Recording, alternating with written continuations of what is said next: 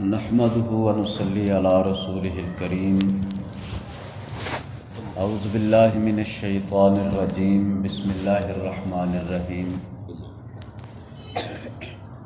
وَأَلَّفَ بَيْنَ قُلُوبِهِمْ لَوْ أَنفَقْتَ مَا فِي الْأَرْضِ جَمِيعًا مَا أَلَّفْتَ بَيْنَ قُلُوبِهِمْ وَلَكِنَّ اللَّهَ أَلَّفَ بَيْنَهُمْ۔ اللہ تعالیٰ کا ارشاد ہے کہ اللہ نے ان کے دلوں میں محبت پیدا فرما دی، یعنی صحابہ اکرام نبی صلی اللہ علیہ وسلم کے ساتھی اور صحابی، ان کے دلوں میں آپس میں ایک دوسرے کے لیے الفت پیدا فرما دی۔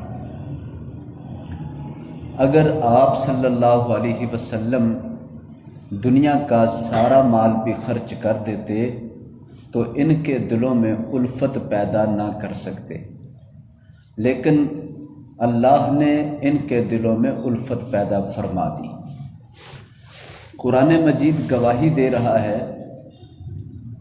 کہ صحابہ کرام ایک دوسرے سے محبت کرنے والے تھے، ایک دوسرے سے الفت رکھنے والے تھے، اور یہ الفت اللہ نے ان کے دلوں میں ڈال دی تھی ایمان کی وجہ سے، اسلام کی وجہ سے، دین کی وجہ سے۔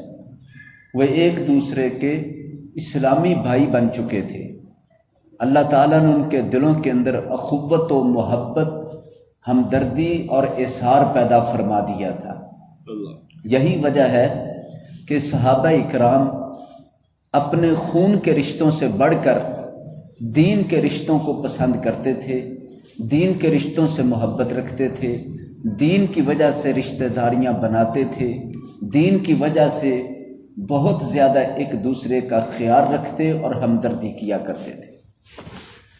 قرآن مجید کی اس آیت مبارکہ نے ایک اور بات بھی واضح کی ہے کہ مسلمان کو مسلمان کے ساتھ الفت ہونی چاہیے، خیر خواہی ہونی چاہیے، ہمدردی ہونی چاہیے، اس لیے کہ دونوں کا دین ایک ہے۔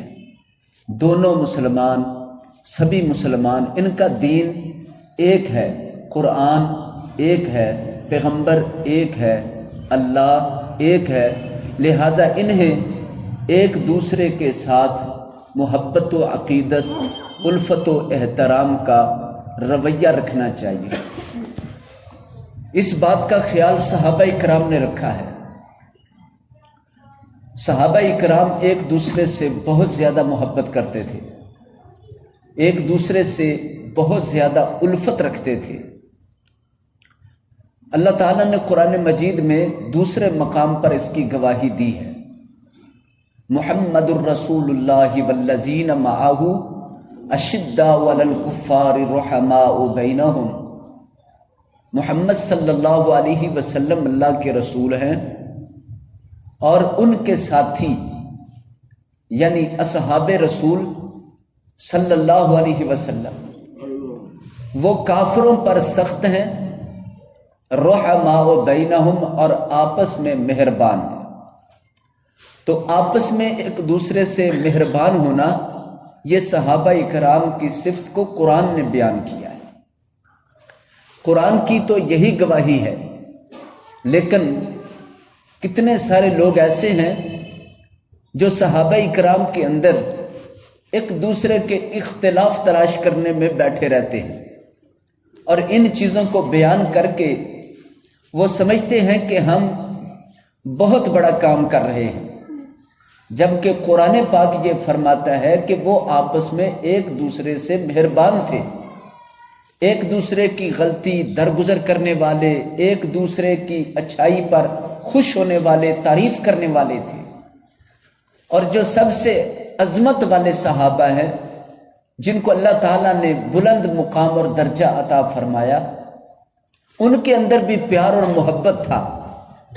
سیدنا ابو بکر رضی اللہ تعالی عنہ، حضرت عمر رضی اللہ تعالی عنہ، حضرت عثمان، حضرت علی رضی اللہ عنہم، اسی طرح عشرہ مبشرہ صحابہ کرام، اسی طرح بدر والے، احد والے، خندق والے، حنین والے، تبوک والے، فتح مکہ والے، یہ سارے صحابہ اکرام بیت رضوان والے، یہ سب کے سب ایک دوسرے کے ساتھ اتحاد رکھنے والے، اتفاق رکھنے والے، محبت رکھنے والے اور ایک دوسرے کا احترام رکھنے والے تھے۔ اب جو لوگ یہ کہیں کہ نہیں حضرت ابو بکر رضی اللہ عنہ وہ تو حضرت علی رضی اللہ عنہ کا حق کھا گئے، کوئی کہے حضرت عمر رضی اللہ عنہ نے فلاں صحابی کے ساتھ زیادتی کر دی، کوئی کہے حضرت عثمان رضی اللہ عنہ نے فلاں فلاں برے کام کر دیے، نعوذ باللہ ثم نعوذ باللہ، یہ لوگ جھوٹے ہیں، 100% جھوٹے ہیں، اور یہ لوگ بے ایمان ہیں جو اتنے عظیم ہستیوں پر جن کی گواہی قرآن دے رہا ہے ان کے خلاف یہ بات کرتے ہیں کہ وہ صحابہ اکرام ایمان والے نہیں تھے، نعوذ باللہ، انصاف والے نہیں تھے، تقوی والے نہیں تھے، نیکی والے نہیں تھے، محبت والے نہیں تھے۔ ایسی باتیں کر کے مسلمانوں کے اندر جس طرح کی فضا پیدا کرتے ہیں یہ انتہائی افسوسناک ہے۔ جو بڑی بڑی ہستیوں کو ایمان کے اوپر تنقید کرے اصل میں وہ ان پر نہیں، وہ اپنے آپ کے ایمان کو خراب کرتا ہے، کیونکہ جسے اللہ نے قبول کر لیا ہو اور اسے بلندی عطا کر دی ہو، پھر کوئی شخص بلندی کی طرف تھوکے تو اس کا تھوک اس کے اپنے اوپر ہی آتا ہے۔ اس طرح کے لوگ ان صحابہ اکرام کے فضائل کو بیان کرنے کی بجائے، ان کی صفتوں کو بیان کرنے کی بجائے، ان کے اندر سے اس طرح کی باتیں جھوٹ ملا ملا کے بیان کرتے ہیں کہ جن کی بنا پر ایمان کے اندر شک و شبہ پیدا کر دیتے ہیں۔ ہم تو اللہ کے قرآن پر راضی ہیں، قرآن فرما رہا ہے کہ اللہ نے ان کے دلوں میں محبت ڈال دی، پھر قرآن فرما رہا ہے کہ وہ آپس میں ایک دوسرے کے لیے مہربان، کافروں کے لیے سخت اور آپس میں نرم اور مہربان۔ میں آپ کے سامنے سیدنا علی رضی اللہ تعالی عنہ کا واقعہ بیان کرتا ہوں کہ حضرت علی رضی اللہ تعالی عنہ کو اللہ تعالی نے کتنی زیادہ بہادری، دلیری عطا فرمائی تھی۔ لوگوں نے تو حضرت علی رضی اللہ عنہ کا نام استعمال کر کے دوسرے صحابہ اکرام کو نیچا دکھانے کے لیے برا بھلا اور جھوٹ ملا ملا کر جوڑنا شروع کر رکھا ہے، لیکن جاننا چاہیے کہ ہر صحابی کا اپنا اپنا مقام ہے۔ ابو بکر رضی اللہ عنہ کا اپنا مقام ہے، عمر فاروق رضی اللہ عنہ کا اپنا مقام ہے، عثمان غنی رضی اللہ عنہ کا اپنا مقام ہے، علی المرتضیٰ رضی اللہ عنہ کا اپنا مقام ہے، دوسرے صحابہ اکرام کا اپنا اپنا مقام ہے۔ سب کے مقام اللہ کی طرف سے ہیں تو سارے پھول، ہر ایک کی اپنی اپنی خوشبو ہے۔ حضرت علی رضی اللہ عنہ، ان کی شان اور عظمت، خیبر کے موقع پر ایک قلعہ فتح نہیں ہو رہا تھا۔ رسول کریم صلی اللہ علیہ وسلم نے رات کے وقت ارشاد فرمایا کہ میں صبح فجر کی نماز کے وقت ایک شخص کو جھنڈا دوں گا، اللہ تعالیٰ اس کے ہاتھ پر خیبر کو فتح فرما دے گا۔ اور ساتھ ہی یہ بھی ارشاد فرمایا کہ وہ شخص اللہ سے محبت کرنے والا اور اللہ بھی اس سے محبت کرتا ہے۔ ساری رات صحابہ اکرام سوچتے رہے کہ وہ کون سا شخص ہوگا کہ جس کو یہ صبح جھنڈا ملے گا، اور علامت یہ ہے وہ اللہ سے محبت کرتا ہے، اللہ اس سے محبت کرتا ہے۔ تو سارے صحابہ اکرام اللہ سے محبت کرنے والے تھے۔ اب یہ تھا کہ صبح ہو سکتا ہے کس کو جھنڈا مل جائے، ہر شخص اپنے دل میں ایک تمنا لیے ہوئے تھا کہ مجھے مل جائے۔ صبح کا وقت ہوا، فجر کی نماز پڑھی گئی، اس کے بعد رسول اللہ صلی اللہ علیہ وسلم نے ارشاد فرمایا این علی، علی رضی اللہ عنہ کہاں ہے؟ بتایا گیا کہ وہ نماز میں حاضر نہیں ہو سکے، ان کی آنکھوں میں شدید درد ہے، آنکھیں کھل نہیں رہی، اشوب چشم کا مرض ہے، آنکھیں سوج چکی ہیں اور سخت درد کی وجہ سے نہیں کھل رہی، لہذا وہ اپنے خیمے میں ہے۔ آپ صلی اللہ علیہ وسلم نے فرمایا علی کو لے کر آؤ۔ حضرت علی رضی اللہ عنہ کو لایا گیا، آپ صلی اللہ علیہ وسلم نے دیکھا کہ حضرت علی رضی اللہ عنہ تکلیف میں مبتلا ہے۔ آپ صلی اللہ علیہ وسلم نے اپنا لعاب ان کی آنکھوں پر لگایا، ساری درد ختم ہو گئی، ساری بیماری ختم ہو گئی، سارا ورم ختم ہو گیا، آنکھیں بالکل تندرست ہو گئی۔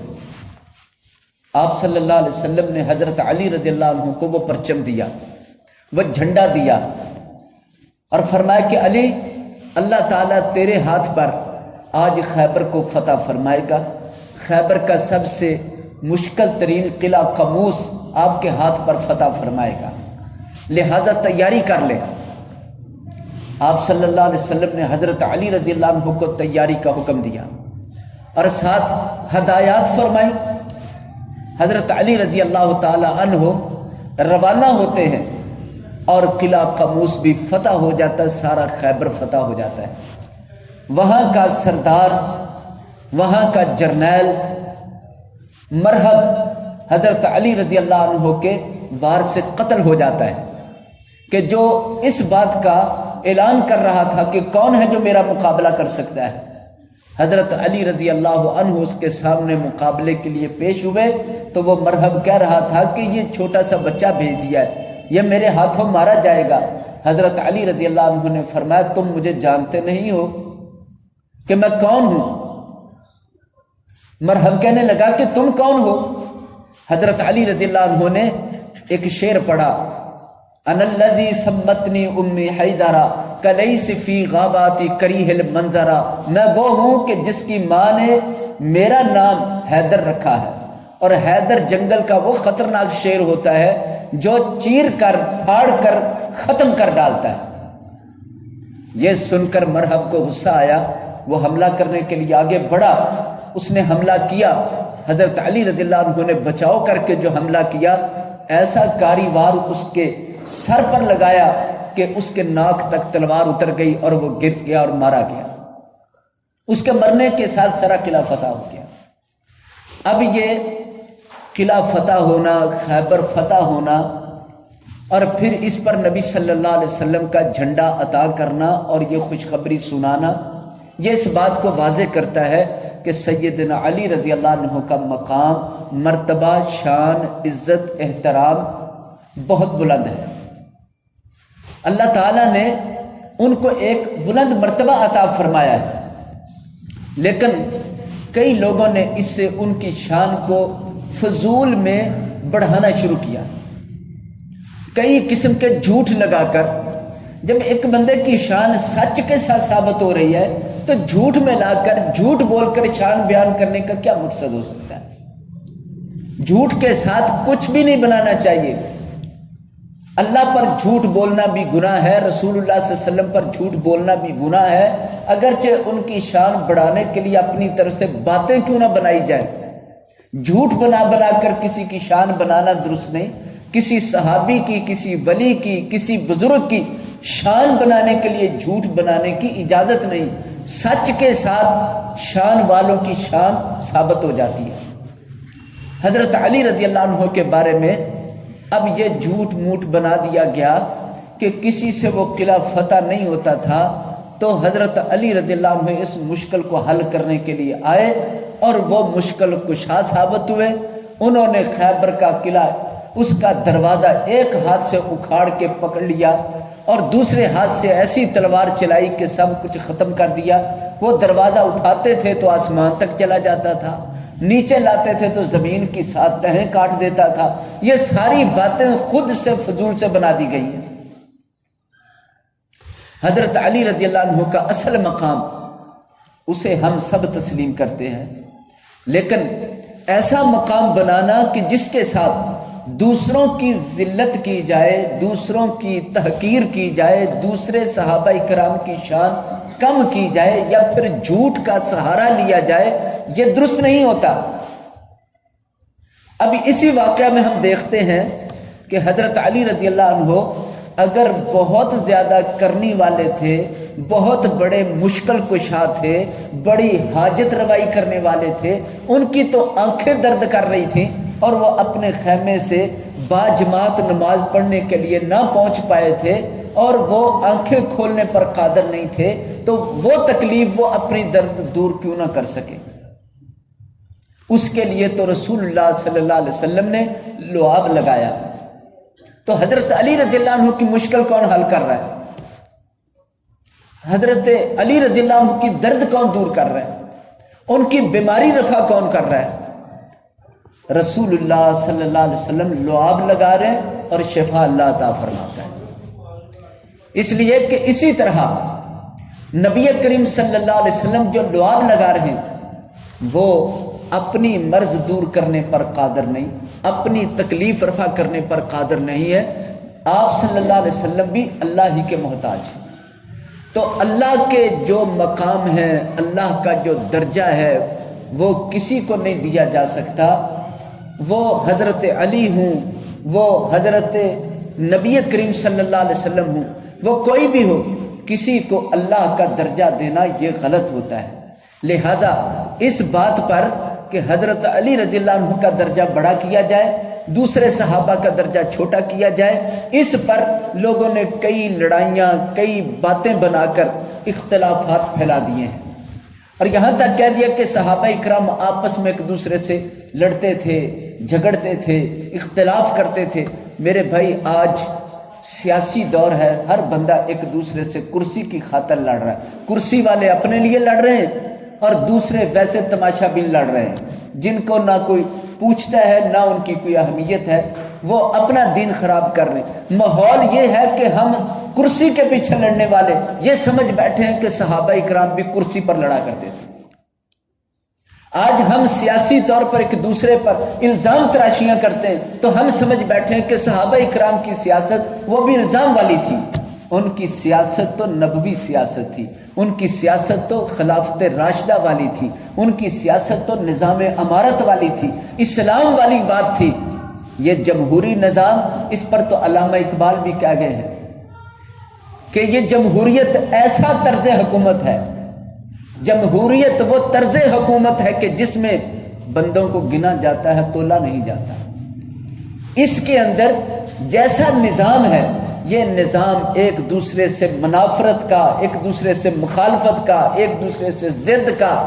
آج ہم جس دور میں گزر رہے ہیں، ہم اس دور جیسا ذہن بنا کر صحابہ کو سوچنے لگ جائیں گے تو پھر صحابہ اکرام پر ہمارا ایمان، ہمارا اعتماد، ہماری محبت اس میں کمی آ جائے گی۔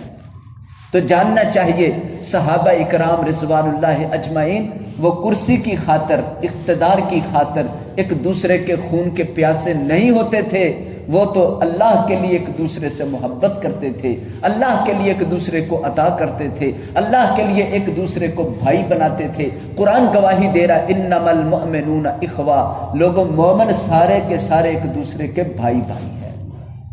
لہذا صحابہ اکرام کی آپس میں محبت ہمیں سبق دیتی ہے کہ آپس میں اگر کسی بات کا اختلاف بھی ہو جائے تو دل صاف رکھنا، ایک دوسرے کی مدد کرنا، ایک دوسرے کا تعاون کرنا، یہ نبی پاک صلی اللہ علیہ وسلم کی تعلیم اور تربیت ہے۔ اس پر صحابہ اکرام چلنے والے تھے۔ اللہ تعالیٰ ان صحابہ اکرام سے راضی ہو، اللہ تعالیٰ ہمیں ان کے نقش قدم پر چلنے کی توفیق عطا فرمائے۔ وہ آپس میں محبت کرنے والے، آپس میں بڑے مہربان تھے۔ یہی اللہ کو پسند ہے، یہی اللہ کے نیک بندوں کا رستہ ہے۔ اللہ تعالیٰ قرآن و سنت پہ عمل کی توفیق عطا فرمائے۔ وما علیہ البلاغ، استغفر اللہ لی ولکم ولسائر۔